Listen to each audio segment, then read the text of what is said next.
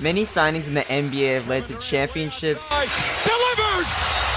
legacies being built, Paul James! and players' reputations being absolutely destroyed.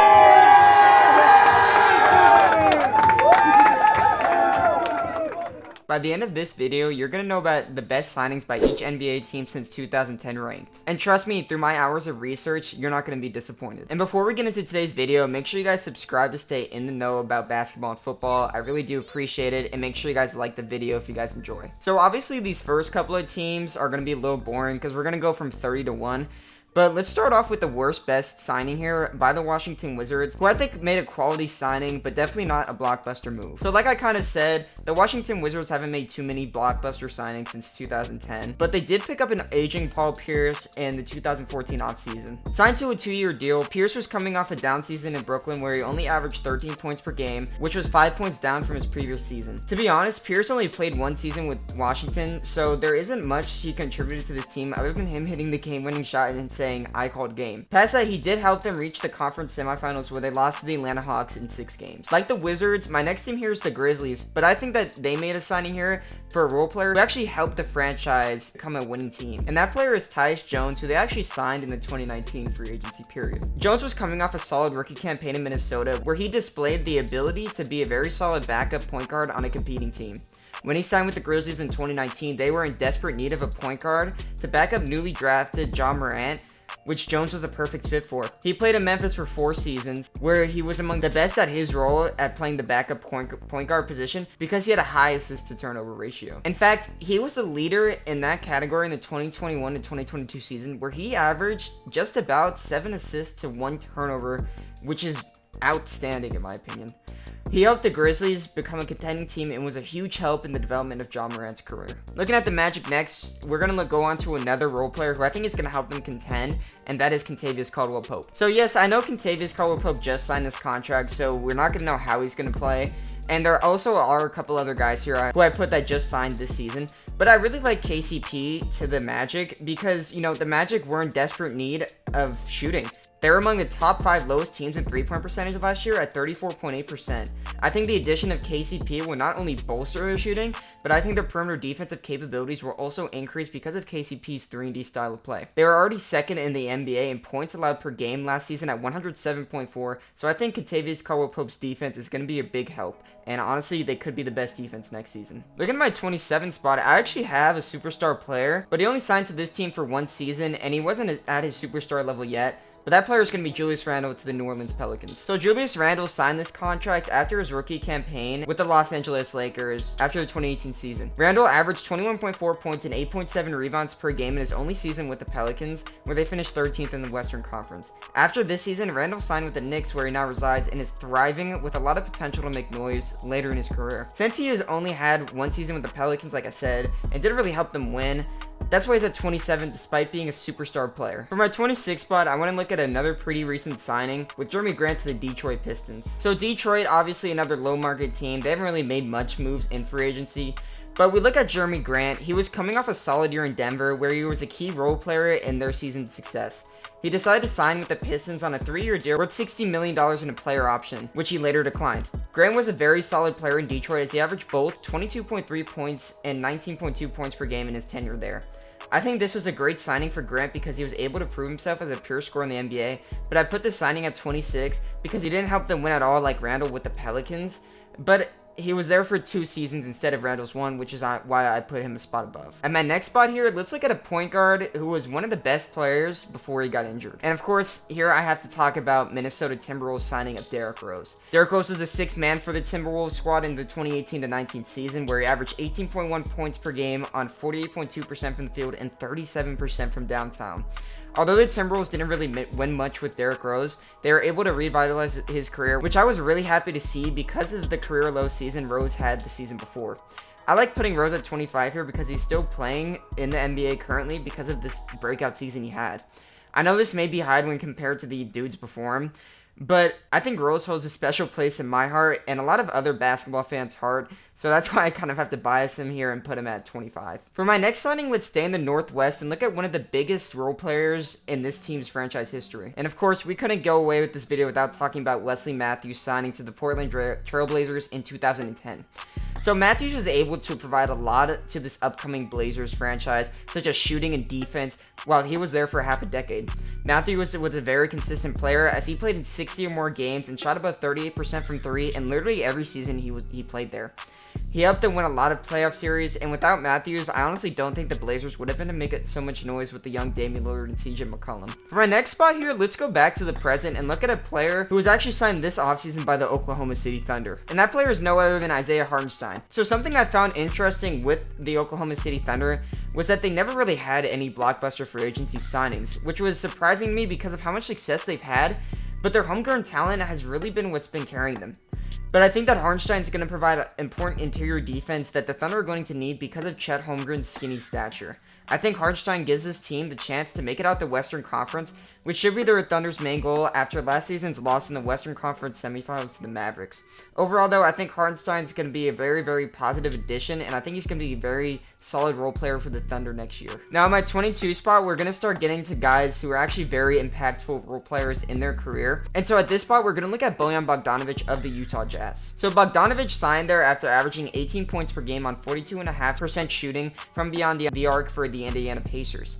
In his 3-year tenure in Utah, he averaged 18.4 points per game on 39.7% shooting from deep, something that allowed the Jazz to be contenders with key players Donovan Mitchell and Rudy Gobert. He helped the Jazz make the playoffs in every season he was there, and I think he was the perfect complementary piece on this Utah Jazz roster. Hopefully, he will get his stride back in New York after his injury because I could see him playing an important role there as well, and honestly, he could help them win out east. Look at my 21st spot here. We're going to stay pretty recent, and we're going to look at Malik Monk's signing to the Sacramento Kings. So back in the 2022 offseason when this move was made, there wasn't really much talk about it because people didn't really know the impact that Monk would have on the Sacramento Kings roster.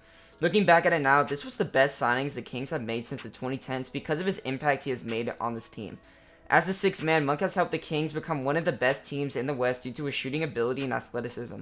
Monk has averaged 14.4 points per game while shooting 35.4% from deep. His ability to make shots in crucial situations has helped the Kings tremendously in the playoffs, especially in that first round series against the Golden State Warriors in 2023. But overall, I think Malik Monk's going to be a very good role player for the Kings for a lot of years. And honestly, I think Malik Monk could possibly win 6th Man of the Year one year. So staying with some really key role players here that contributed to playoff success, let's look at Bruce Brown's signing with the Denver Nuggets. So like Monk, in the 2022 free agency period, Bruce Brown signed his contract with the Denver Nuggets. Bruce Brown played a very massive role in his one season with Denver, allowing them to win the NBA Finals against the Miami Heat. He was the glue guy of the team in my opinion, and was the role player that the Nuggets needed in order to beat the Heat, to be honest with you. His stats don't show his importance, as Brown's value on the court is really seen in his tenacity and winning mindset. Brown was also a very versatile player and played the 1 through 4 for the Denver Nuggets, which is another reason why I think he was so important for them in 2022. And honestly, I just think that he made so many big plays in that playoff run in 2022 that he deserves to be at the 20 spot here. At my 19th spot, I actually have a little bit of a shocker here with Danny Green signing to the San Antonio Spurs. So yes, I may get a lot of hate in the comments for this because LaMarcus Aldridge also signed to the Spurs, but Danny Green was a very valuable piece for the Spurs in their championship runs. Green signed with the Spurs in the 2010 offseason and stayed with them for 8 seasons. He helped them make the playoffs every single season he was there and was a key factor in the 2014 NBA championship against the Miami Heat, who had the big three at that time, which many thought that would be undefeatable. Green shot over 39% from 3 in his 8 years combined with the Spurs, and if you look at history, that's really impressive because that's before Steph Curry was really on the scene. And so that's why I have him ranked here at the 19th spot. Staying down memory lane here, I want to look at the 2012 signing of Goran Dragic to the Phoenix Suns. Dragic is definitely one of the most underrated point guards of all time in my opinion, as in his 2.5 years with Phoenix, he averaged 17.1 points per game and won the NBA's Most Improved Player award. Dragic gave the team leadership and point guard play that they needed to win games, and it helped them become a respectable team in the Western Conference. He's definitely one of the more fun point guards to watch his highlights when I scour the internet.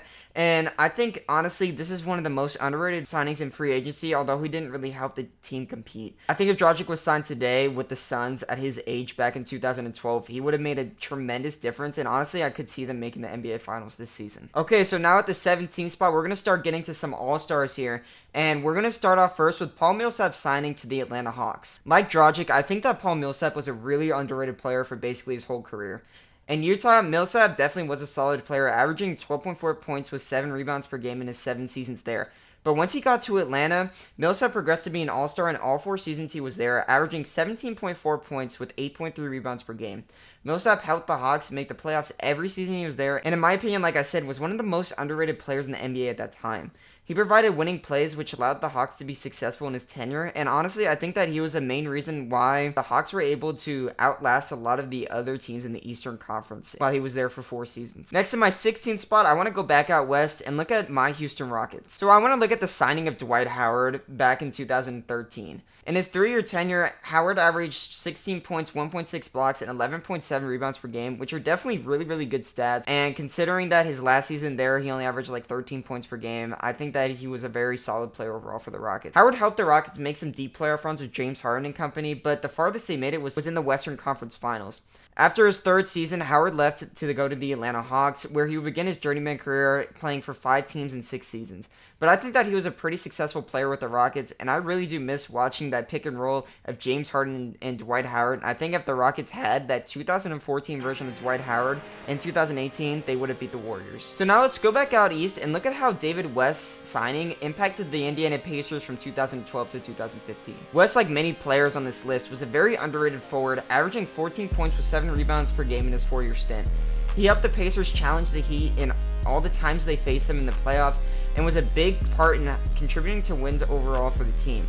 Although they never won a championship together, West was still one of the main players for the Pacers in their playoff runs and overall success, and he also helped develop Paul George into the player he is today. And I was actually looking back on it, something I found interesting because I wasn't really a big NBA fan at the time, was that whenever the Pacers had David West and all their players and they played the Miami Heat, they took them to at least 6 games, which I think is very impressive considering the big 3 that they had at that time. For my next team, let's stay out east here and look at actually a small market team who found a diamond in the rough in my opinion. And that player is the Charlotte Hornets signing of Al Jefferson.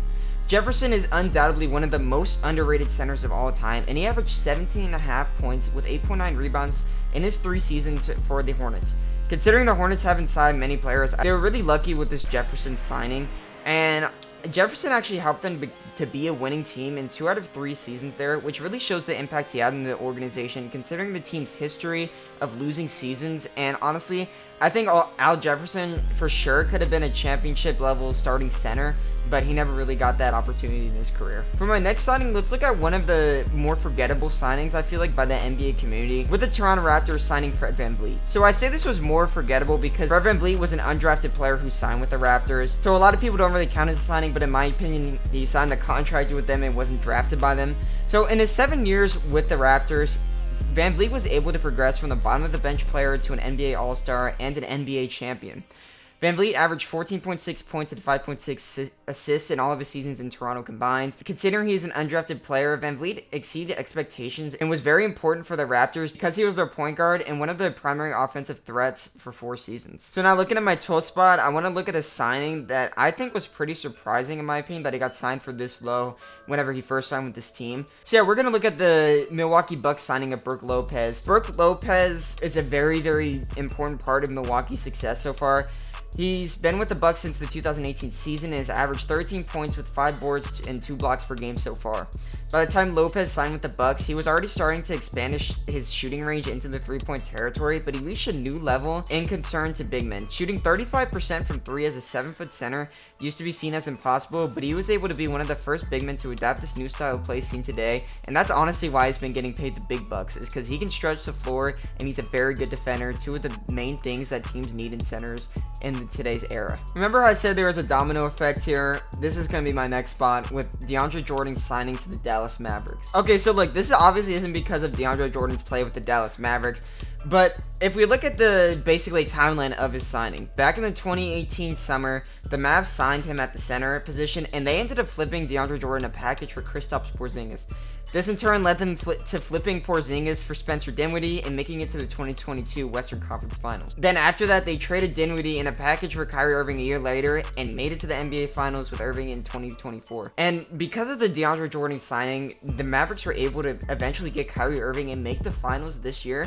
And look, I know that this technically isn't like an impactful signing, I guess, quote unquote. But if you look at the grand scheme of things, I feel like this signing was really important in allowing the Mavs to be the team that they are today. Okay, so going into my top 10, for my first spot, I actually have DeMar DeRozan signing with the Chicago Bulls. And yes, you could argue Pau Gasol at this position, but I just feel like DeMar has had a bigger impact than he has. I wanted to go with DeRozan here because of his career revitalization he had with the Bulls. Like DeRozan was suddenly regressing in San Antonio, but when he signed with the Bulls, basically everything changed. Suddenly, DeRozan was able to average 25.5 points with 5 assists and 4.7 rebounds per game. He was a 2-time All-Star in Chicago after his 3 seasons there. And although he didn't help them win much, he was still a very good signing for the Bulls because he allowed them to be a semi-competitive team in the East and gave the fans someone to root for, honestly, which the Bulls have been struggling with someone to find for the past 10 years, in my opinion. So let's go back to players who really helped in contributing to championship runs, and let's look at the Celtics signing of Al Horford in the summer of 2016. So yes, obviously after this year, Al Horford's ranking was bumped up a lot, in my opinion, because some of the guys before him haven't really helped to win a championship. But Horford this year was a very important part for the Celtics core, and honestly, he's been a very important part to the core since 2016. In his 8 seasons there, he has averaged 11.8 points with 6.9 rebounds per game, and has been the starting center ever since he got there. Horford's contributions to floor spacing has been the main reason why he's been so important to the Celtics, and we really saw that in this year's finals run, where basically all 5 of the players for the Celtics could shoot, and that just allowed for a lot of iso ball and a lot of different angles that Jason Tatum and Jaylen Brown could take, and I think that, you know, he was very important. And if they would have had someone like DeAndre Jordan, for example, in that position, I don't think they would have succeeded. No disrespect to DeAndre Jordan, it's just that he can't shoot, and I think that that was really the main factor that helped Al Horford to find the floor for his whole career, basically. So going into my 8th spot, I have another signing that was just made this year with the Philadelphia 76ers signing Paul George. Although we haven't really seen how Paul George can fit yet, I think he's going to be a really good player next to Maxey and Embiid on the offensive side of the court, and honestly, he could be a lockdown defender defensively. George will be a great second or third scorer for the 76ers, most likely a third option in my opinion, and I could see him being a key factor for the 76ers' success in the playoffs, and I could see them making the finals this year and making it out of the East. Obviously, we'll have to see how he does, but I think this was the best signing for them since 2010. And I do want to bring up, even though the Sixers traded for James Harden, we know that that didn't work out, but I feel like with a more developed Tyrese Maxey, I just think that Paul George isn't going to need the ball in his hands as much as James Harden did. And that's why I think the 76ers are going to be more successful with Paul George than with James Harden. Looking at my 7th spot, this is where we get into the really big names. I actually have Kevin Durant signing to the Brooklyn Nets. So the Nets 2019 free agency was basically incredible in my opinion. They signed Kevin Durant and Kyrie Irving in the same offseason. Kevin Durant was also actually able to recruit James Harden to trade and for one of the best big threes of all time. And I remember back whenever the signings happened in 2019 when the Knicks didn't win the lottery to get Zion Williamson, and if they did, then they would have had Kyrie and KD instead of the Nets. But honestly, past that, I just think that this signing was incredible for the Nets, considering, you know, they're like the little brother to the Knicks, kind of like how the Clippers are the little brother to the Lakers. Anyway, the Nets were able to trade Durant for a lot of trade value from the Phoenix Suns, including Mikal Bridges, who they just flipped to the Knicks for a haul of picks in the coming years. So even though Kevin Durant didn't reach his expectations of winning a title, he did at least give the Nets back a lot of capital and players that are going to be key for them to succeed in the future. And, you know, honestly, Kevin Durant did also provide a lot of entertaining playoff series, especially the one against the Bucks where his foot was just a little bit too big, and sadly they weren't able to win that series. Looking at my next spot here, like I was talking about before with the little brother thing, I'm going to look at the Los Angeles Clippers signing of Kawhi Leonard. So although Leonard hasn't lived up to the hype of winning an NBA championship yet with the Clippers, he has still been a superstar player in LA whenever he is healthy. I put him at 6 because I still think he has a possibility to win an NBA championship, but it all really depends on whether he can stay healthy, especially in their playoff runs. With Paul George leaving LA and the Clippers electing to re-sign James Harden and bring along a lot of other role players like Derrick Jones Jr., it still seems that they're trying to go all in on winning the NBA championship with Harden and Leonard at the helm. And honestly, I feel like they're really just trying to devote into a a big 2 instead of a big 3, which I think is a lot better. Because if you look at the Mavericks, for example, they really just have Luka and Kyrie, and past that is a lot of role players who can shoot the ball, and they got some really good centers who can catch lobs, play defense, and do everything you basically need your center to do. So I think that the Clippers are going to be more successful this year than they were last year. Going into my top 5, for my first spot, I have the New York Knicks signing Jalen Brunson. When this first happened, it was basically when I started using Twitter for the NBA news, but I just remember all the backlash from social media because Brunson got a bag and had only averaged 16 points with 5 assists the season before. As time has gone by, however, Brunson has shown to be one of the best signings in New York's history, averaging 26.5 points and 6.5 assists per game, and he could be the point guard they need to win the Eastern Conference. After the trade to get Mikal Bridges, the Knicks are undoubtedly throwing all their chips in the pot to at least win the Eastern Conference this year. And like a lot of other teams I mentioned who made some really big signings like the Philadelphia 76ers, the Knicks are really making a run at the finals, and I think that this year is honestly going to be one of the more entertaining seasons for NBA Finals teams. Looking at my 4th spot, and yes, you're going to hear this guy's name a lot, I have the Los Angeles Lakers signing LeBron James. So since the 2018 free agency period when LeBron signed there, he has won an NBA championship with LA and has no signs of slowing down. He has been a great addition to LA, but the real question for them is if they can put in the right pieces around him currently. They have AD and LeBron, so they should be contenders automatically, but it's been hard for them to stay afloat in the improving Western Conference. Looking at LeBron though, he has averaged 27 points, 8 rebounds, and 8 assists per game in LA. Keep in mind, he signed with the Lakers when he was 34 years old, and he's been there for 6 seasons. I love the signing for LA when it happened, and I still love it now, which is why I have it in my number 4 spot. Going into my top 3, we're also going to look at LeBron James, but this time with this signing with the Cleveland Cavaliers. So LeBron signed here in the 2014 free agency after a stint in Miami where he lied to the fans about getting like 20 NBA championships. That didn't happen. But anyway, Bron went back to Cleveland for 4 seasons and dominated with the Cavs. He won an NBA championship against the best record team in NBA history and came back down 3-1, a feat that has never happened in the NBA Finals.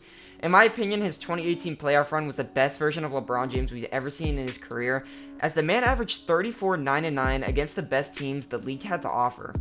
If not for J.R. Smith's mental lapse in Game 1 of the NBA Finals, I bet the Cavs would have had a better chance to make the 2018 Finals competitive. I don't think that the Cavs will ever pop this signing simply because of the legendary backstory that LeBron has had with the Cavs, but I guess time will only tell, and I really do like this at the number 3 spot for best signing since the 2010. Looking at my 2nd spot here, we're going to go back to another player I've already mentioned, with Kevin Durant signing in the 2016 free agency to the Golden State Warriors. So obviously when this happened, social media was going crazy. Everyone was hating Kevin Durant except for Golden State Warriors fans, and as was I, to be honest with you, because I was like, dude, you're making a super team and it's pretty unfair. The Warriors basically became an NBA dynasty on that day because Kevin Durant gave the Warriors the next level scoring ability they needed to win back-to-back NBA championships, and they honestly could have three-peated if not for Durant's Achilles injuries and Klay Thompson's ACL tear. Also, looking at Andre Iguodala, I think he was a great signing for this team as well and would definitely be in the top 5 for this list, but I just think that KD had a bigger amount of impact on this team's ability to win in the playoffs. And I still think Iggy has been a very huge player for the Warriors' success, but Durant was a superstar player who allowed the Warriors to win back-to-back titles. And look, Kevin Durant, you know, you can say he's a snake, you can say all this and all that, but, you know, he did the thing that a lot of NBA players couldn't say they did and win an NBA championship. And honestly, if I'm in Kevin Durant's shoes and I'm an NBA player, that's what my goal is too. You got to win your NBA championship, and then once you do that, you get the bag, which he did with the Nets. And yeah, I think Kevin Durant's had a very successful career. And for my number 1 spot, that leaves one more team with the Miami Heat, where they signed LeBron James in the 2010 LeBron decision. So obviously at this time, I wasn't an NBA fan, but I just go back sometimes and watch videos from the 2010 decision and just like look at how mad the Cavs were burning his jerseys and doing all this stuff. But look, LeBron James helped the Heat win 2 NBA championships in 4 seasons there, and he beat the San Antonio Spurs and the Oklahoma City Thunder. James with Wade and Bosh have some of the most unforgettable moments in NBA history, and although they didn't stay together for as long as LeBron promised, they were still one of the best NBA teams on paper of all time.